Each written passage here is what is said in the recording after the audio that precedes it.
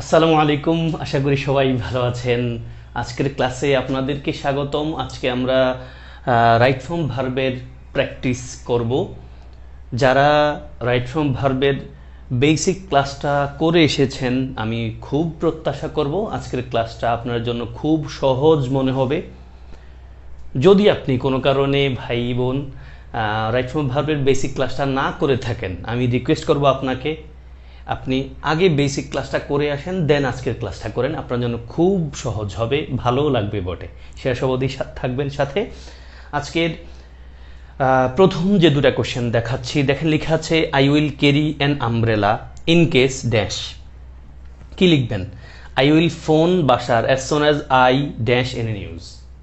বলেছিলাম তো আপনাদেরকে ভাই, যখন দুটা ফিউচার কথা একসাথে একই সেন্টেন্সে বলতে হয়, আমরা এক পাশে ফিউচার ইনডিফিনিট লিখলেও অন্য পাশে আমরা প্রেজেন্ট ইনডিফিনিট বা সিম্পল প্রেজেন্ট টেন্স লিখব। ওকে ভাই? এবং আমরা বলেছিলাম when, as soon as, in case দিয়ে যদি দুটা ফিউচার টেন্সের কথা যুক্ত হয়, আমরা একটাকে ফিউচার ইনডিফিনিট টেন্স লিখব, অন্যটাকে প্রেজেন্ট ইনডিফিনিট টেন্সে লিখব। বলেছিলাম বেসিক ক্লাসে। আসেন ভাই, উত্তর হবে আমাদের I will carry an umbrella in case it rains. আমরা ইন কেস আর ইফের পার্থক্য নিশ্চয় জানি, আমি একটু ছোট্ট করে বলেও ফেলি। ভাই ইফ মানি যদি, ইন কেস মানি হলো নিশ্চিত না।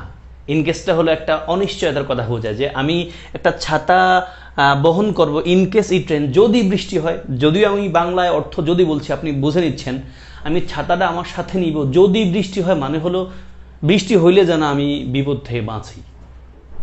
ওকে ভাই? মানে সাবধানতার স্বার্থে আমি ইন কেস শব্দটা ব্যবহার করি। সেকেন্ড বাক্যে দেখেন আই উইল ফোন বাসার। আই উইল ফোন মানে আই উইল কল। আমি বাসারকে কল দিব অ্যাজ সোন অ্যাজ, যখনই I will here any news লিখতে আপনার মন চাইবে, কারণ আমরা জানি অ্যাজ সোন অ্যাজের উভয় পাশে সেম টেন্স হয়। ভাই এই কথাটা একটু ক্লিয়ার করি ভাই, অ্যাজ সোন অ্যাজের উভয় পাশে পাস্ট টেন্স হয়, মানে একই টেন্স হয়। আমরা বেসিকলি পরীক্ষায় বেশি পেয়ে থাকি অ্যাজ সোন অ্যাজের এক পাশে পাস্ট ইনডিফিনিট, অন্য পাশে পাস্ট ইনডিফিনিট, মানে একই টেন্স হয়। ওই যে আমরা পড়েছিলাম না, I open the door as soon as I heard the bell, যেটা বিশেষ পরীক্ষার প্রশ্ন। একইভাবে আমরা পড়েছিলাম I will change my location as soon as I get another one, মানে অ্যাজ সোন অ্যাজের উভয় পাশে সেম টেন্স হয়। বাট আইডিয়াটা খেয়াল রাখেন ভাই, উভয় পাশে ফিউচার ইনডিফিনিট টেন্সের মানে আসলেও এক পাশে ফিউচার ইনডিফিনিট, অন্য পাশে প্রেজেন্ট ইনডিফিনিট টেন্স লিখতে হয়, যদিও আমরা জানি অ্যাজ সোন অ্যাজের উভয় পাশে সেম টেন্স হয়। ফলে এটা একটু খেয়াল রাখেন, ট্র্যাপের মতো এটা। আই উইল কল ইউ মানে আই উইল ফোন বাসার as soon as I hear any news হবে উত্তর। যদিও হিয়ার অর্থ এখানে কিন্তু ওই যে ওটাই হবে, আমি বাসারে ফোন দিব যখনই আমি নিউজ পাবো। ওকে ভাই? নিউজ জানেন এমন একটা ওয়ার্ড যেটাকে আমরা সিঙ্গুলার আকারে ইউজ করি, যদিও তার নামের সাথে এস আছে। কোয়েশ্চেন 3-4 আসেন। আপনি অবশ্যই এই প্রশ্নগুলো আগে থেকে আমার কাছ থেকে পেয়েছেন, এবং এগুলো সবই প্রিভিয়াস ইয়ার্সে বাংলাদেশের বিভিন্ন চাকরি পরীক্ষায়, বিশ্ববিদ্যালয়, মেডিকেল ভর্তি পরীক্ষা আসা প্রশ্ন। ফলে আপনি পারার মতো কোয়েশ্চেন, আপনি একটু চিন্তা করবেন আমার সাথে প্রত্যেকটা কোয়েশ্চেন নিয়ে। আপনারা আমাকে আলাদা করে প্রশ্ন জিজ্ঞেস করার দরকার নাই, যেহেতু আমি প্রত্যেকটা প্রশ্ন নিয়ে আলাদা করে আপনাকে ব্যাখ্যা দিয়ে যাই। আপনি শুধু অ্যাটেনশন দিয়ে শুনবেন এবং এই শিটটার আবার একটু প্র্যাকটিস করবেন। এই শিটটা ধরে আপনার হাতে যেই বই থাকুক না কেন, ওই বই ধরে আরও কিছু প্রশ্ন প্র্যাকটিস করবেন। আসেন ভাই, উত্তর হলো অ্যাজ সোন অ্যাজ যেহেতু আছে, আমরা এক পাশে প্রেজেন্ট টেন্স পেলে অন্য পাশে প্রেজেন্ট টেন্স লিখবে বলেছি। ফলে উত্তর হবে again as soon as he arrives in Dhaka. যখনই সে ঢাকায় পৌঁছায় বা পৌঁছাবে, আই উইল, এই দেখেন he will be given a reception. যখনই সে ঢাকায় পৌঁছাবে তখনই আমরা তাকে একটা রিসেপশন দিব। দেখেন হি উইল বি গিভেন মানে কি? হি উইল গিভ মানে সে দিবে, আর হি উইল বি গিভেন তাকে দেওয়া হবে। পেসিভ মুডটা খুব ইম্পর্টেন্ট। পরীক্ষা আপনি অনেক প্রশ্ন ভুল করে ফেলবেন যদি এই মুডটা না বুঝতে পারেন। হি উইল বি গিভেন মানে তাকে দেওয়া হবে ভাই, হি উইল বি গিভেন তাকে দেওয়া হবে, আর হি উইল গিভ মানে সে দিবে। তাহলে as soon as he arrives in Dhaka, যখন সে ঢাকায় পৌঁছাবে, ওই যে বললাম এক পাশে ফিউচার ইনডিফিনিট, অন্য পাশে প্রেজেন্ট ইনডিফিনিট লিখতে হবে, যদি বাংলা অর্থ কিন্তু ডাবল ফিউচার আসবে। যখন সে ঢাকায় পৌঁছাবে, হি উইল বি গিভেন মানে তারে দেওয়া হবে একটা রিসেপশন, একটা সংবর্ধনা। Then he often dash me but has never dash to me. পারার মতো কোয়েশ্চেন ভাই। অফেন বা অফটেন উচ্চারণ বোথ আর কারেক্ট। আমরা জানি এই often, always, regularly, usually, normally, sometimes এগুলো থাকলে বাক্যটাকে প্রেজেন্ট ইনডিফিনিট টেন্সে আমরা লিখি, তাই না? তাহলে হি অফেন কোথায় কি লিখবেন ভাই? He often sees, he often sees. আপনি হি অফেন লুকসও লিখতে পারেন প্রথম অপশনে, লুকস অথবা সিজ। এবার সেকেন্ড অপশনে তাকালে আপনি স্পোকেন লিখতে হবে, কারণ বাট হ্যাজ নেভার, ভাই হ্যাজ আছে একটা অক্সিলারি, তারপর নেভার একটা অ্যাডভার্ব আছে, তারপর একটা ভার্ব লিখবেন, অবশ্যই ভার্বের V3 লিখবেন, ফলে আপনি টক্স লিখতে পারবেন না যেটা V1 এ আছে, ফলে আপনি স্পোকেন লিখবেন। তাহলে উত্তর কি হবে ভাই? He often seize me but has never spoken to me. এখন আমি আমার অনেক শিক্ষার্থীকে পেয়ে থাকি বিশ্ববিদ্যালয় মেডিকেলে চান্স পাওয়ার পর স্পোকেন ইংলিশ শিখতে চান। আসলে ভাই স্পোকেন ইংলিশ সেই অর্থে মানে কোনো বই ধরে কোনো স্যারের কাছে পড়ে শেখার উপায় না, মানে শেখার জিনিস না। স্পোকেন ইংলিশ শেখার জন্য যে কাজটা করতে হয় সে কাজটা আমরা কেউই তেমন করতে চাই না, যদিও আমরা স্পোকেন ইংলিশ শিখতে যাই। সেটা হলো ভাই আপনি ইংলিশ বেশি পড়বেন এবং ইংলিশ বলবেন, ভুলভাল যাই হোক বলবেন। তো আমি এই পয়েন্টটা আপনাদেরকে অনেকবার বলে আসছি, আবারও বলবো আজকে। সেটা হলো ভাই আপনি যে সেন্টেন্সটা পড়ছেন, ফর এক্সাম্পল আপনি উত্তর পেয়েছেন সিজ এবং স্পোকেন, গ্রামাটিক্যাল প্যাটার্ন বুঝে গেছেন, স্টিল আপনি পরীক্ষার হলে গ্রামারের প্যাচগোছ ছাড়াও খুব দ্রুত সময়ে চাপ ছাড়া উত্তর দিতে চাইলে আপনার এই উত্তরটা সহ এই বাক্যটা রিডিং পড়বেন। এবং বাক্যটা যখন রিডিং পড়ছেন প্লিজ বুঝে বুঝে পড়েন, এটা অবশ্যই আপনাকে স্পোকেন ইংলিশ মানে ইংলিশ ভালো কথা বলতে খুব করে হেল্প করবে। ওকে ভাই, আসেন রিডিং পড়ি। হি অফেন সিজ মি মানে সে প্রায়শই আমাকে দেখে, বাট হ্যাজ নেভার, হ্যাজ মানে এখানে হি কিন্তু আছে, he has never spoken to me, সে কখনো আমার সাথে কথা বলে নাই।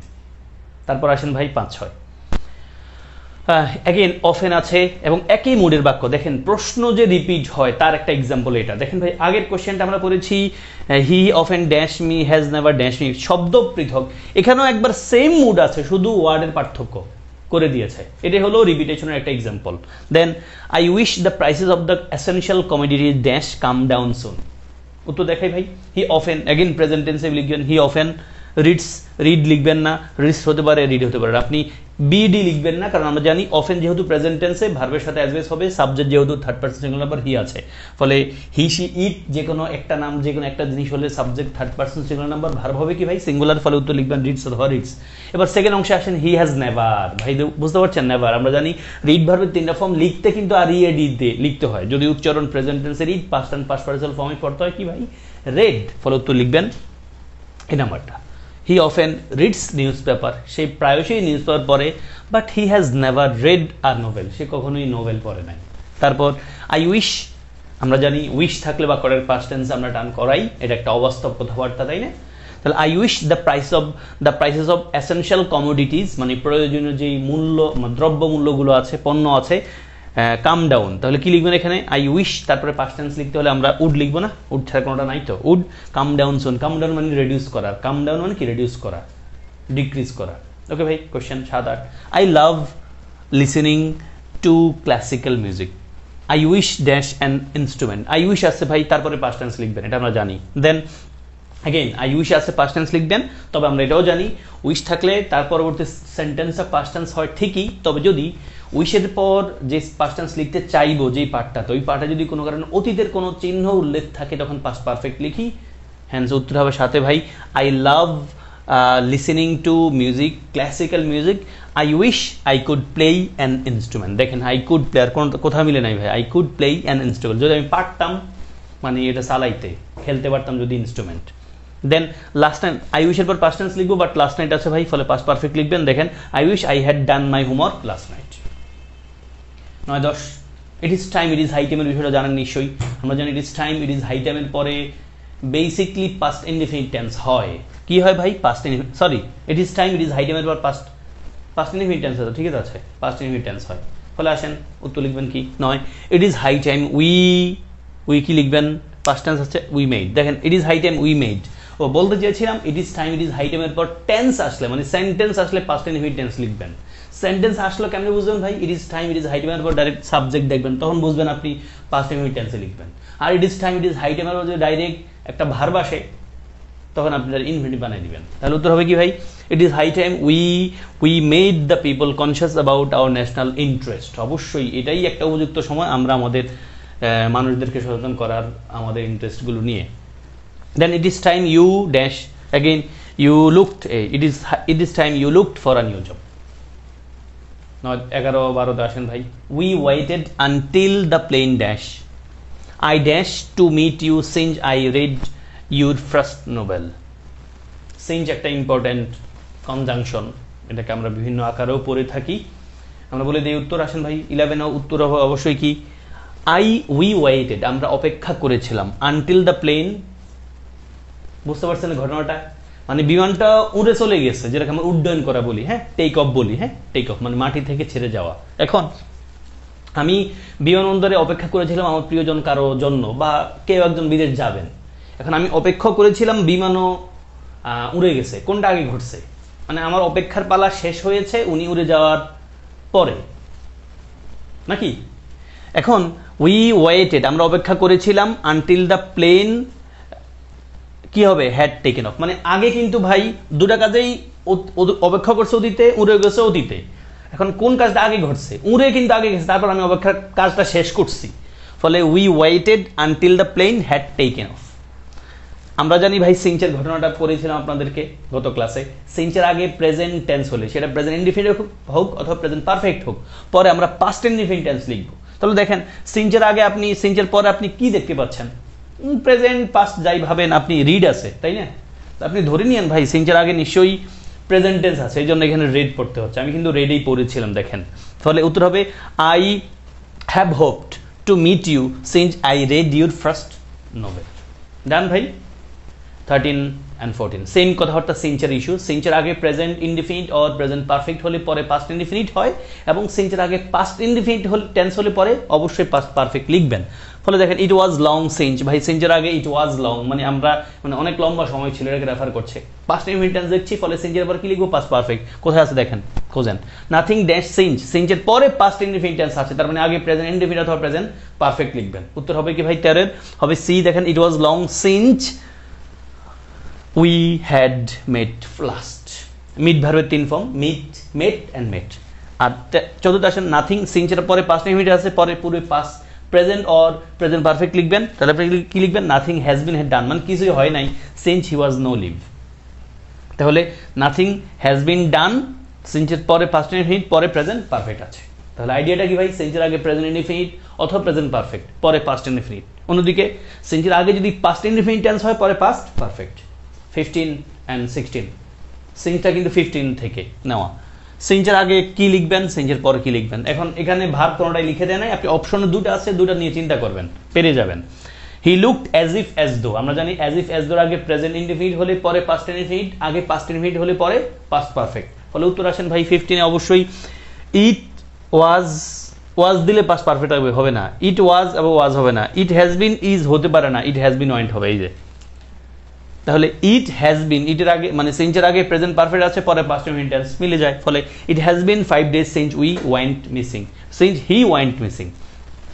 As though, as if as দোর আগে পাস্ট ইনডিফিনিট টেন্স, পরে পাস্ট পারফেক্ট। ফলে কি লিখবেন, he looked as though he had, কোথায় আছে দেখেন, হি হ্যাড রান, এই যে run, ran, run, run R U N run present form, R N ran, ran past form, again R U N রানটা কিন্তু পাস্ট পার্টিসিপল ফর্ম। খুব easy একটা বিষয়, ওই যে আমরা যেটাকে কি যেন পড়ি, conjugation of verb, strong verb, weak verb, এগুলো খুব সোজা জিনিস ভাই, কিন্তু আপনারা অনেকে পড়েন না, ভুল করে থাকেন, একটু রিডিং পড়ে রাখেন, বলেছিলাম আপনাদের।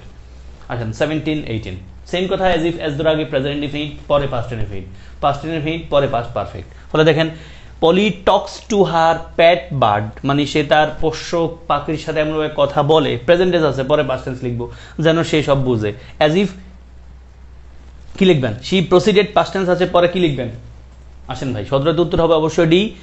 পলি talks to her pet bird as if it understood her, মানে সে তার পাখির সাথে, পোষ্য পাখির সাথে এমনভাবে কথা বলে যেন সে সব বুঝে, এমনটা বোঝায়।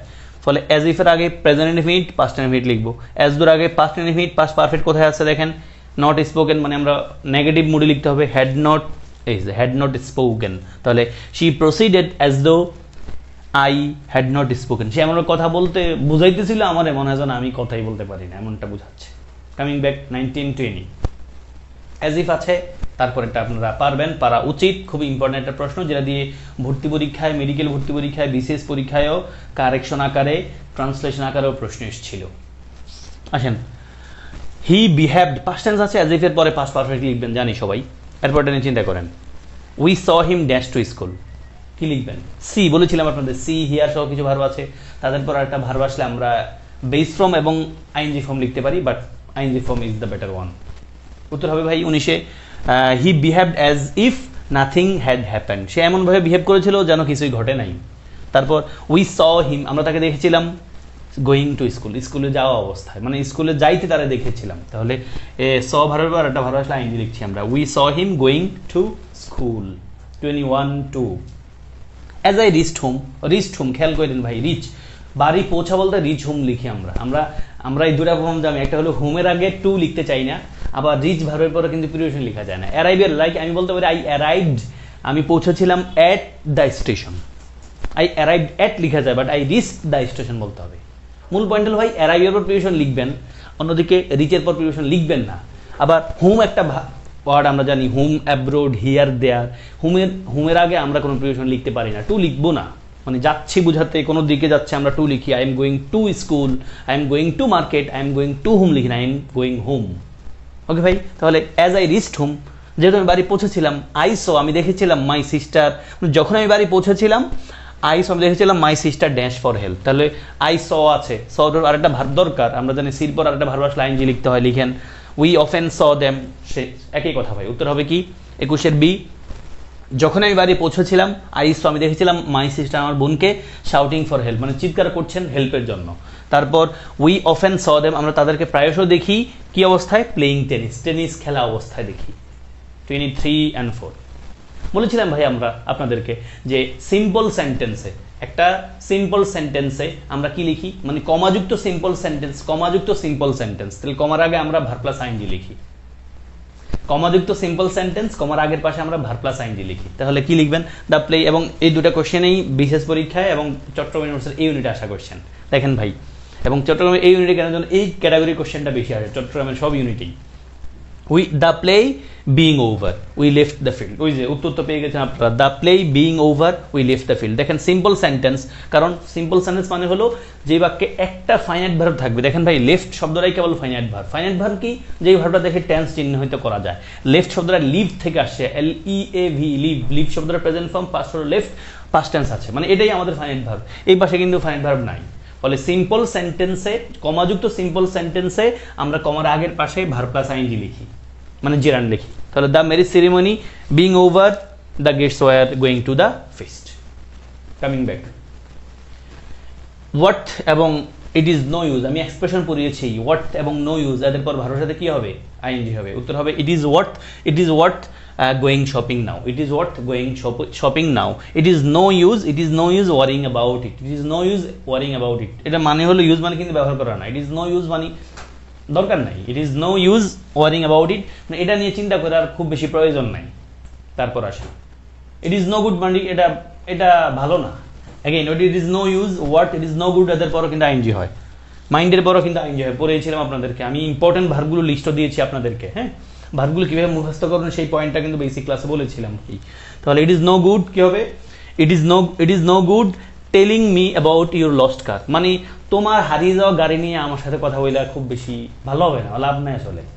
তারপরে I don't mind being asked questions by scholarly people, মানে আই ডোন্ট মাইন্ড, আমি মানে কোনো কিছু মনে করি না, বিং আস্কড মানে প্রশ্নের মুখোমুখি হতে, বা বিং আস্কড কোয়েশ্চেন্স প্রশ্নের মুখোমুখি হতে বাই স্কলারলি পিপল, মানে জ্ঞানী মানুষ দ্বারা। স্কলারলি শব্দটা দেখলে অ্যাডভার্ব ভাববো না আমরা, কারণ আমরা জানি অ্যালয় হলেই অ্যাডভার্ব না, বরং স্কলারলি বলতে এখানে জ্ঞানী মানুষকে রেফার করছে। পিপল শব্দটা নাউন হওয়ার কারণে স্কলারলি শব্দটা অ্যালয় যুক্ত হওয়া সত্ত্বেও আমরা এজ এ বলবো, অ্যাডভার্ব না।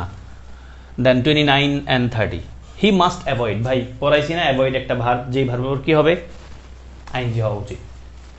উত্তর আমি বুঝাবো না এখানে, কারণ আপনাদের বলেছিলাম কিছু ভার্ব তাদের পর একটা ভার্ব আসলে ইনফিনিটিভ, কিছু ভার্ব তাদের পর আরেকটা ভার্ব আসলে জিরান্ট হয়। মুখস্থ রাখার উপায় কি বলছিলাম জানো ভাই, ওয়ার্ডগুলো একটু যত্ন করে ভালোবেসে একটা পৃষ্ঠায় লিখবেন, আপনার দেয়ালে অ্যাটাচমেন্টে রাখবেন, কয়েকদিন রিডিং পড়তে থাকবেন, এটা থেকে যাক আপনার ওখানে।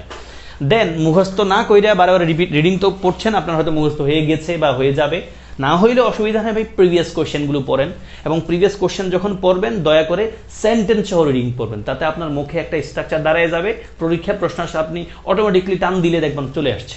লাইক আমাদের দেশের হাফেজ যারা হাফেজদের ব্যাপারে জেনে থাকে, মানে জানেন যারা হাফেজ তারা বেসিকলি কোরআন শরীফ মুখস্থ পারে, দেখবেন ওনারা কিন্তু ভাই হাফেজ মানে এই না যে উনি নিশ্চিত করে জানেন উনি এখন যে আয়াতটা পড়ছেন তার পরবর্তী আয়াতটা উনি স্পষ্টত বলতে পারছেন বা পারবেন, এটা ওনাদের প্র্যাকটিস বেশি থাকার কারণে এই আয়াতের পরে কোন আয়াতটা আসবে এটা অটোমেটিকলি মুখে সেট হয়ে আছে, উনি চিন্তা করা ছাড়াও কিন্তু চলে আসে।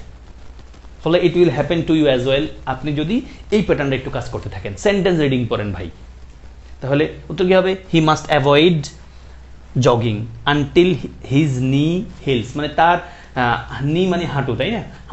হাঁটুটা নিরাময় হওয়ার আগ অবধি, হাঁটু সুস্থ হওয়ার আগ অবধি ওনাকে অবশ্যই অ্যাভয়েড করতে হবে কি? জগিং, মানে জগিং করা অ্যাভয়েড করতে হবে। এবং অ্যাভয়েড খুব ইম্পর্টেন্ট ভার্বগুলো আমি আপনাদেরকে আলাদা করে দিয়েছিলাম, সেগুলো থেকেই পরীক্ষা বেসিক্যালি চলে আসে। Again stop if you have a headache, যদি তোমার একটা হেডেক থাকে, you stop dash television, television দেখা বন্ধ করুন। শুধু টেলিভিশন নয়, আপনার হেডেক থাকবে, আপনি মোবাইল দেখা বন্ধ করেন, মোবাইল কম দেখবেন অবশ্যই। আমরা বেসিকলি মানে খুব চাপের কাজ করার পর যখন একটু রেস্ট পাই বা রেস্টের টাইম পাই, ইনক্লুডিং মি, আমরা কি করে জানি? রেস্টের সময় একটু ফোন চালাই। ভাই ফোন চালালে আসলে রেস্টটা সেই অর্থ হয় না। আমাদের হয়তো মানে ফিজিক্যাল রেস্টটা হয়, বাট মেন্টাল রেস্টটা কিন্তু হয় না। আর মেন্টাল রেস্ট খুব মানে মেন্টাল রেস্ট না হলে শরীর খুব স্ট্রেসফুল থাকে, আর মেন্টালি যদি আমি সাউন্ড না থাকি, আমার ফিজিক্যালি সাউন্ড থাকার চান্স নাই। আসেন ভাই, উত্তর কি হবে? If you have a headache stop watching television. Then 31-2, do you enjoy, enjoy একটা ইম্পর্টেন্ট ভার্ব বলেছিলাম, তারপর আইএনজি হয় ভাই। সাজেস্ট একটা ইম্পর্টেন্ট ভার্ব, খুব ইম্পর্টেন্ট ভার্ব, তারপর আইএনজি হয়। ফলে do you enjoy watching, do you enjoy watching কই, do you enjoy watching football matches on television. খেয়াল রাখেন, এটাও প্রয়োজন আকারে লাগবে। রিডিং করেন sentence. Monira suggested going to a party, then she tried to be serious, say serious হতে চেয়েছিল, বাট শি কুডন্ট হেল্প, সে পারে নাই। আমরা কোনো কাজ করতে পারি না, মানে সংবরণ করতে পারি না বলতে আমরা ক্যান নট বা কুড নট হেল্প বা কুড নট বাট লিখি। কি লিখবো? ক্যান নট বাটের পর বা কুড নট বাটের পর বেস ফ্রম, কুড নট বা ক্যান নট বাটের পর আমরা হেল্পের পর আইএনজি ফর্ম লিখি। ফলে কি লিখবেন ভাই উত্তর? আমরা এখানে উত্তর লিখবো she tried to be serious but she couldn't help কই লাফিং, মানে সে সিরিয়াস হতে চেয়েছিলেন, বাট তিনি আসলে মানে না হাসা পারেন নাই, মানে হাসা তিনি থামাতে পারেন নাই, এটা বোঝাচ্ছে। Then there are many ways of, ভাই অফ আছে, তারপর ভরসা আইন আমরা জানি। There are many ways of overcoming nervous breakdown, মানে আমাদের যেই নার্ভাসনেস আছে এটা কাটানোর বিভিন্ন উপায় আছে। তার মধ্যে আমার কাছে একটা আমি বলতে পারি আপনাদেরকে, আমি কোনো সাইকোলজিস্ট না বা ডাক্তারও না, আমার কাছে মনে হয় আমি ইন্ডিভিজুয়ালি যখন ভাই আমি আপনাদের অনেকের মতো খুব চাপে থাকি মাঝে মাঝে, হতাশা আপনার যেমন আছে, আমাদের অনেকের লাইফেই যারা আপনাকে মোটিভেশন দেয় বা দিবে, দেখবেন they all need motivation in any phase of their life, তাই না? সবার জীবনে মোটিভেশন লাগে। আমি যখন খুব নিস্তেজ হয়ে যাই, মনে হয় হতাশ, আমার দিয়ে কিছু হবে না, তখন আমি ফিল করি একটা কাজ আমার খুব মোটিভেট করে, আমার এনার্জি দেয়। সেটা কি? এবং মানে আমার একটা হ্যাবিটের মতো বলা যেতে পারে, আমি যখন খুব মন খারাপ, কোনো কিছু নিয়ে খুব আপসেট হয়ে আছি, আমি কোরআন শরীফ পড়তে পারলে আমার ভিতরের আগুনটা নিভে যায়, মনে হয় যেন আলহামদুলিল্লাহ একটা প্রশান্তি পাচ্ছি। ট্রাই করে দেখেন। There are many ways of overcoming nervous breakdown. আপনি কোনো কারণে মন খারাপ, কোনো কারণে খুব হতাশ, মনে হয় যে আপনাদের আর কিছু হবে না, আপনি উজু করে একটা কোরআন শরীফ পড়েন, দেখেন ভাই আপনার শরীরটা কেন যেন প্রশান্তিতে ভরে গেছে, আল্লাহ প্রশান্তি এনে দিবেন। 35-6, we are thinking about dash a new project. Again ভাই প্রিপোজিশনের পরে ভার্বের সাথে আইএনজি হয়, আমরা জানি। টু ছাড়া যত প্রিপোজিশন আছে ভার্বের সাথে কি হয়? আইএনজি হয়। এবং টু যত কিছু এক্সপ্রেশন আমরা পড়ি জানি, তাদের পরে আবার আইএনজি হয়। টু ছাড়া সব প্রিপোজিশন পরে ভার্বের সাথে আইএনজি হয়, টুর পরে বেস ফ্রম হয়। আবার টু যুক্ত কিছু এক্সপ্রেশন আছে আমরা জানি, look forward to, with a view to, accustom to, be use to, তাদের পরে আইএনজি আমরা জানি। তো দেখেন he came to Dhaka with a view to, এই যে টু আছে তারপরে কি আমরা বেস ফ্রম লিখবো না আইএনজি লিখবো? আমরা জানি। তাহলে we are thinking about starting a new project, আমরা চিন্তা করছি একটা নতুন প্রজেক্ট নিয়ে, একটা নতুন প্রজেক্ট শুরু করবো এমন একটা বিষয় নিয়ে। দেন হি কেম, সে এসেছিল টু ঢাকা, ঢাকায়, উইথ আ ভিউ টু একটা উদ্দেশ্য নিয়ে, উইথ আ ভিউ টু কই, with a view two visiting a new place, নতুন একটা প্লেস ভিজিট করার উদ্দেশ্য নিয়ে সে ঢাকায় এসেছিল। 37-8 একই মোডের প্রশ্ন ভাই। 38টা আমাদের জাহাঙ্গীরনগর ইউনিভার্সিটি ভর্তি পরীক্ষা এসেছিল গত 2-1 বছরে কোন একটা সময়। হি কেম হিয়ার, সে এখানে এসছে with a view to, same with a টুর পরে বেস ফ্রম হয় ঠিক, but with a view to is an expression যাদের পরে আমরা আইএনজি লিখি। তাহলে he came here with a view to কি লিখবো ভাই? He came here with a view to giving us a surprise, সে এখানে এসেছিল আমাদেরকে একটা সারপ্রাইজ দেওয়ার জন্য। দেখেন সারপ্রাইজ শব্দের আমরা ভার্ব আকারে ইউজ করি, বাট এখানে কিন্তু এটা নাউন। এবং committed to is another expression like with a view to look forward to, তাহলে তারপর কি হবে, আইএনজি হবে। তাহলে we are committed to withdrawing our truths. 39:40 I had committed myself, এই যে কমিটেডের পরও কিন্তু ভাই আইএনজি হয়, কমিটেড টু তারপর আইএনজি হয়। I had committed myself to dash it when I send for refill. হ্যাঁ, I am not accustom to লাগবে, অ্যাকাস্টম পর টু হয়, বারোর সাথে আইএনজি লিখবেন। তাহলে কি হবে ভাই, I had committed myself to doing it, মানে আমি নিজে নিজে সিদ্ধান্ত নিয়েছি এই কাজটা করার। ইট ওয়েন যখন, আই সেন্ট মানে আমি পাঠিয়েছি, অথবা আই ওয়াজ সেন্ট হলে ভালো হইতো, ফর আ রিফল মানে হলো কোন একটা জিনিসকে খুব দ্রুত সময় করার বা দেখার জন্য। ওকে ভাই, then I am not accustom to মানে অভ্যস্ততা বোঝায়, আমি অভ্যস্ত না, অ্যাকাস্টম টু লাগবে, তারপর আইএনজি লাগবে। দেখেন accustomed to telling a lie, I am not accustom to telling a lie মানে আমি মিথ্যা কথা বলতে অভ্যস্ত না। I am not accustom to telling a lie, আমি মিথ্যা কথা বলতে অভ্যস্ত না। আমরা অবশ্যই মিথ্যা কথা বলবো না, আমরা জানি মিথ্যা কথা খুব খারাপ দিক, খুব গুনাহের কাজ। তবে এই ভালো গুণটা আমাদের একটা জায়গায় একটু হেল্প মানে কষ্ট দেয়, বা কষ্ট বলা যাবে না, কি হলো আমি যেটা বলতে চাইছি আসলে, অবশ্যই আপনারা সবাই অলওয়েজ সত্য কথা বলার ট্রাই করুন ভাই, কোনোভাবে মিথ্যা কথা বলা ঠিক না, কারণ সেটা খুব ক্ষতিকর দিক। কেউ মিথ্যা কথা একটা বললে দেখবেন একটা মিথ্যা ঢাকার জন্য অনেকগুলো মিথ্যা বলতে হয়, এবং যে লোকটা মিথ্যুক তার গল্প শুনবেন দেখবেন একবার এক কথা বলে। ধরেন আমি যদি মিথ্যুক হই, আমি আপনাকে কোনো একটা গল্প যদি শোনাই বানায়া, দেখবেন আপনারা যেই গল্পটা শোনাইছি আজকে, সেম গল্প যদি আমি আর 5 দিন পরে আপনারাই শোনাই, দেখবেন আমি অন্য কথা বলবো, ফিগার ভুল বলবো, কারণ মিথ্যা কথা বলছি। আর আমার সাথে সত্য কথা হলে আমি দেখবেন প্রাণ থেকে বলবো। দেখবেন ফর এক্সাম্পল, আমি যদি একজন গতানুগতিক রাজনীতিবিদ হই, হ্যাঁ, তাহলে আমি কোনো সংবাদ সম্মেলনে, কোনো একটা নির্দিষ্ট পারপাসফুল সংবাদ সম্মেলনে আসলে আমার সেক্রেটারি কিন্তু একটা লিখা লিখে দিবে, মানে স্ক্রিপ্ট ধরে ধরে আমি বক্তৃতা দিব। আর যারা গতানুগতিক রাজনীতি করে না, মানুষের জন্য রাজনীতি করে, তাদেরকে দেখবেন তারা 1 ঘন্টা বক্তৃতা দেবে উইদাউট হ্যাভিং এনি স্ক্রিপ্ট। কারণ কি, তারা জানে তারা কি করবে, তারা জানে তাদের পারপাস কি। এটা মনে হয় আপনারা জানেন, আমাদের বাংলাদেশের কনটেক্সট খুঁজলেও দেখবেন যে এমন কিছু মানুষকে পাবেন যারা স্ক্রিপ্ট ছাড়াও মানুষের মনের কথা বলে দেন, কারণ ওনারা আসলে মানুষের মনের কথাই বলতে চান, উনি আসলে জানেন উনি কি করবেন। আর যারা গতানুগতিক রাজনীতি করেন ওনারা আসলে জানে না উনি কি করবে, ওনার দ্বারা কি সম্ভব হবে, উনি শুধু বলার জন্য, for the sake of saying উনি কিছু কথা বলেন, রিটেন বাই সামওয়ান এলস। ওকে ভাই, তাহলে এই আমি যেটা বলতে চাইছিলাম মূলত সেটা হলো ভাই, আমরা মিথ্যা কথা বলি না, বলবো না। এই জন্য আবার আমাদের একটা জায়গায় একটু মানে সমস্যায় পড়তে হয়, সেটা আপনাদের একটা suggestion, like while you want to be fluent in English or you want to speak in English, আপনি যখন ইংলিশে কথা বলতে চান তখন ফর এক্সাম্পল আইএলস, আমি যেহেতু আইএলসের স্টুডেন্টদেরকে পড়িয়ে থাকি, তো আমি স্টুডেন্টদের পাই বাংলাদেশি যারা স্টুডেন্ট এবং মুসলিম, এরা অনেকে মানে পরীক্ষা তো ভাই, আইএলস স্পিকিং মানে হলো আপনার স্পিকিং জাজমেন্ট করা হয়, মানে আপনি ইংলিশে কথা বলতে পারছেন কতটুকু।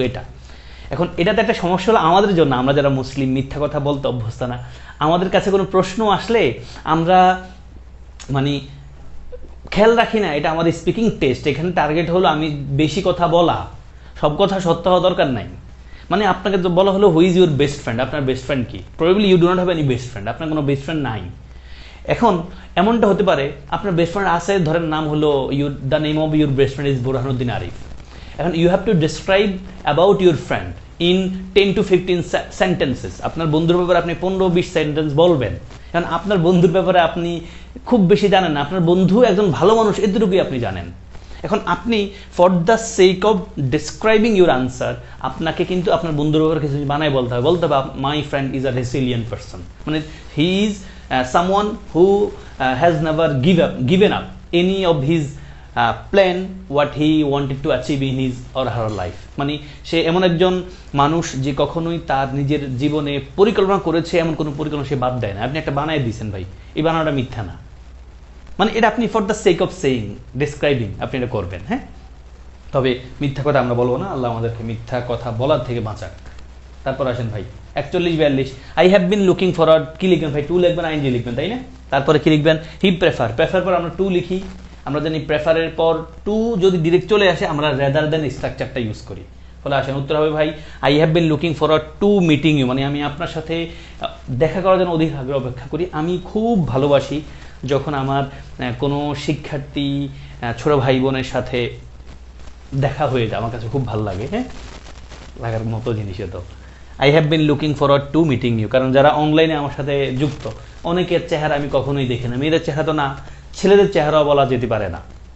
আর ছবি আর বাস্তবতার পার্থক্য আছে, রাস্তাঘাটে মাঝে মাঝে দেখা হয়, ভালো লাগে, তখন ভালো লাগার মতো বিষয়। I have been looking forward to meeting you, মানে আমি আপনার সাথে দেখা করার জন্য অধীর আগ্রহ অপেক্ষা করছি, এটা বোঝাচ্ছে। তারপর হি প্রেফার টু ডাই, মানে সে মরে যাওয়াটারে বেশি পছন্দ করে, কিসে থেকে, রাদার দেন বি ইনসাল্টেড, মানে অপমানিত হওয়ার চেয়েও। বাকি কোনোটা মিলে না ভাই, প্রেফারের পর যদি ডাইরেক্ট টু চলে আসে তাহলে বুঝে নেবেন, তারপরে রাদার দেন স্ট্রাকচারটা আসবে। তাহলে প্রেফার আছে, রাদার দেন একটা অপশন আছে, দেখেন রাদার দেন কই জায়গায় আছে, ওরে ভাই রাদার দেন তিন জায়গায় আছে, বাট প্রবলেম হলো বাকির অর্থ বুঝতে হবে। রাদার দেনের পর কিন্তু ভাই ভার্ব লাগবে, তাহলে টু পানিশড হয় না। রাদার দেন ইনসাল্টেড লিখবেন, তাহলে রাদার দেন ইনসাল্টেড মানে কি, সে তো ইনসাল্ট করে না, সে ইনসাল্টেড হওয়া থেকে বাঁচতে চায়, মানে বেশি প্রেফার করে। তাহলে আপনি লিখবেন he prefer to die rather than to punish, না rather than to be punished, অথবা টু বি ইনসাল্টেড। এখানে বি হলে আমরা ধরে নিতে পারতাম, বাট বি নাই, ফলে বাদ। এই যে rather than to be, rather than be insulted, মানে সে মরে যাওয়াটাকে অধিকতর পছন্দ করে অপমানিত হওয়ার চেয়ে। এটা পরীক্ষা আসছে ভাই, হ্যাঁ। তারপর 43 প্রেফার আছে ভাই, প্রেফার ফ্লাইং টু ড্যাশ, আমরা জানি প্রেফার ভার্বের পরে টু আসবে। টু অর্থ কি যেন ভাই, চেয়ে, চেয়ে কোনো কিছুর থেকে, কোনো কিছুর চেয়ে কোনো কিছুকে আমি বেশি পছন্দ করি, এটা বোঝায় প্রেফার। এখন টু অর্থ চেয়ে, তাহলে টুর আগে যা হবে টুর পরও কিন্তু তাই হবে। টুর আগে যেহেতু ভার্ব প্লাস আইএনজি আছে, টুর পর একটা ভার্ব প্লাস আইএনজি খোঁজেন, যেটা আছে সেটাই লিখবেন। আই প্রেফার, দেখেন এখানে কিন্তু টু নাই, ফলে আপনি একটু ভিন্ন আকারে চিন্তা করতে হবে। এখানে আপনি দুটো অপশন নিয়ে চিন্তা করেন, দুইটা ব্ল্যাঙ্ক থাকা মানে ভাই প্রশ্ন আনসার বের করা সোজা, যদি আমরা কঠিন ভেবে থাকি। উত্তরের দেখাই ভাই, তাহলে সে হবে he prefers flying to travelling by train, মানে সে অধিকতর পছন্দ করে ফ্লাইং উড়ার চেয়েও টু ট্রাভেলিং ভ্রমণ করাটা বাই ট্রেন, মানে সে ট্রেন দিয়ে ভ্রমণ করাটাকে বেশি পছন্দ করে। কি দিয়ে, he prefers flying, he prefers flying, সে উড়াটারে বেশি পছন্দ করে। To travelling by train, train দিয়া ভ্রমণ করার চেয়ে সে উড়াটারে, মানে বিমানে বা হেলিকপ্টার উড়াটারে বেশি পছন্দ করে। আর এখানে আই প্রেফার, আমি অধিকতর পছন্দ করি, কি পছন্দ করি ভাই, আই প্রেফার টু ডুইং বলা যাবে না, আই প্রেফার টু ডু না। দেখেন আপনি এই পাশে রেখেছেন, আই প্রেফার টু ডু লিখতে পারেন, আই প্রেফার ডুইং দূরে লিখতে পারেন, তিনটে লিখতে পারেন, বাট আপনি অন্য পার্টটা চিন্তা করলে আনসার পেয়ে যাবেন। দেখেন I prefer what I like even though, যদিও, ইট মে নট হ্যাভিং মাছ মানে নাকি ইট মিনস, এটা মানে, এটার পরে একটা ভার্ব লিখবেন না ভাই, it means may not having, বিষয়টা কি হয় কিনা, মে নট হ্যাভিং কি ভার্ব আকার আসে, মে নট হ্যাভ, আমরা জানি কিন্তু মে একটা মোডালক দিলি, মোডালক দিলে পর ভার্বের বিশ্রাম হয়। এখন আমরা মিনসটা লিখতে পারি, ইট মিনস এটা মানি, নট হ্যাভিং মাছ মানি, ফলে আমরা উত্তর ডি নিব ভাই। আই প্রেফার ডুইং, আমি করতে পছন্দ করি, হোয়াট আই লাইক, যাই আমি পছন্দ করি, মানে আমি যা ভাল লাগে ওটাই করতে পছন্দ করি। ইভেন দো, যদিও, ইট মিনস এটা মানে নট হ্যাভিং মাছ মানি, যদিও এটা না দেয় অনেক টাকা, মানে আমি ওই কাজটাই করতে ভাল লাগে আমার, যদিও ওখান থেকে টাকা না পাই, ওখান থেকে যদিও টাকা ইনকামের সোর্স না থাকুক, এটা বোঝাচ্ছে। আসেন 45-6 নিউট্রিশন এক্সপার্টস অ্যাডভাইস, ভাই অ্যাডভাইস একটা ভারত, তারপর ইনফিনিটিভ হয়, আমার বোঝানোর কিছু নাই, সেন্টেন্স রিডিং করেন। সেম কথা, the professor instructed the students, instructed একটা ভারত, তারপর ইনফিনিটিভ হয়। উত্তর কি হবে ভাই, nutrition experts advise us not to eat too much refined food. তারপর the professor instructed the students not to write the essay without preparing an outline first, একটা আউটলাইন না লিখে প্যারাগ্রাফ, মানে রচনা লেখা ঠিক না। রচনা বলতে আমরা যেটা বুঝাই, যেটা আমি প্রতিদিন স্টুডেন্টদের পরামর্শ দিয়ে থাকি, আমরা আমাদের ঢাকা ইউনিভার্সিটি অ্যাডমিশন টেস্টেও কিন্তু একটা প্যারাগ্রাফ মতো লিখতে হয়, চাকরি বাকরিতেও প্যারাগ্রাফ এসে লিখতে হয়, আইএলস পরীক্ষায় রাইটিং পার্ট দুটা থাকে, একটা পার্ট 1 একটা পার্ট 2। পার্ট 1-এ 150 ওয়ার্ড লিখতে হয়, একটা গ্রাফ টাপ দিয়ে দেয়। পার্ট 2-তে একটা মতামত জাতীয় কিছু লিখতে দেয়, যেখানে 250 ওয়ার্ড লিখতে হয়। তো পার্ট 1 এবং পার্ট 1-এ 20 মিনিট সময় ব্যয় করতে বলা হয়, পার্ট 2-তে 40 মিনিট সময় করতে বলা হয়, ব্যয় করতে বলা হয়। তো আমি বলে থাকি ভাই এই কথাটাই, যে আপনি পার্ট 1 বলেন বা পার্ট 2 বলেন, বা আপনি যেখানে কোনো এসে প্যারাগ্রাফ লিখতে চাইবেন, আপনি লিখার আগে নিজে ধরেন আপনার হাতে 20 মিনিট সময় আছে, আপনি কমপক্ষে 2-3 মিনিট প্ল্যান করেন আপনি কি লিখবেন। এটা যদি প্ল্যান মানে আঁকাঝোঁকা হয়ে যায়, আপনার কাছে আউটলাইনটা রেডি থাকে, তখন আপনি লিখতে গেলে কখনোই কাটা ছাড়া বেশি হবে না, আপনার ভুল কম হবে। আপনি লেখার শুরু করলে আপনার চিন্তা করতে হবে না আমি কি লিখবো পরে, কারণ আপনি চিন্তা করে ফেলেছেন আগে। ফলে better to have an outline first, এটাই বলেছেন উনি। The professor instructed the students not to write the essay without preparing an outline first. মানে লেখার শুরুতে আপনি একটা আউটলাইন রাফের মতো করে 2, 4, 5 লাইন 10 লাইন লিখেন, দেন ওটারে মডেল ধরে আপনার পুরো 3 পৃষ্ঠা লেখাটা লিখেন, 2.5 পৃষ্ঠা লেখা লিখেন। ওকে ভাই, এটা আমি যেটা বললাম মানে কোশ্চেনটা, এটা আমাদের ব্যক্তিগত জীবনের একটা ইম্পর্টেন্ট পার্ট। আপনার জীবনের যে কোনো একটা ফেজে আপনার নিশ্চয়ই লিখতে হবে।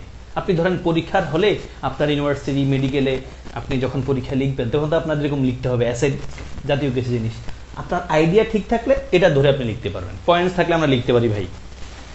47 দ্য ডেন্টিস্ট টোল্ড মি, ভাই টোল্ডের পর কি লিখতে হয়, আর একটা ভার্ব আসবে, আমরা বেস ইনফিনিটিভ লিখবো।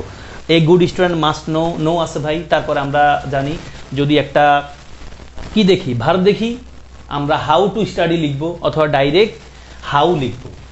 মানে আমরা হাউ সাবজেক্ট লিখবো অথবা হাউ টু ভার্ব লিখবো। হাউ সাবজেক্ট আছে কোথাও, হাউ সাবজেক্ট কোথায় নাই, হাউ টু ভার্ব আছে, ফলে উত্তরে আমরা ডি লিখবো। দেখেন ভাই, the dentist told me, dentist আমরা বলবো to be, the dentist told me, dentist আমরা বলেছিল to be more careful while brushing teeth, দাঁত মাজার সময় আমাদের খুব সাবধান হতে বলেছিলেন আমার ডেন্টিস্ট। তারপর a good student must no, একজন ভালো স্টুডেন্ট অবশ্যই জানেন হাউ টু স্টাডি ইফেক্টিভলি, কিভাবে মানে কার্যকরভাবে পড়াশোনা করা যায়। The last 2 question, he seems to dash since morning, আমরা কি লিখবো ভাই, হি সিমস, সিমস একটা ভার্ব, সিমস একটা ভার্ব আমরা জানি, তারপর ইনফিনিটিভ হয়, টু আছে, কি লিখবেন, আই এম সরি, খুব ইম্পর্টেন্ট পয়েন্ট, এগুলো অর্থ বুঝে পড়তে হবে আপনাকে ভাই।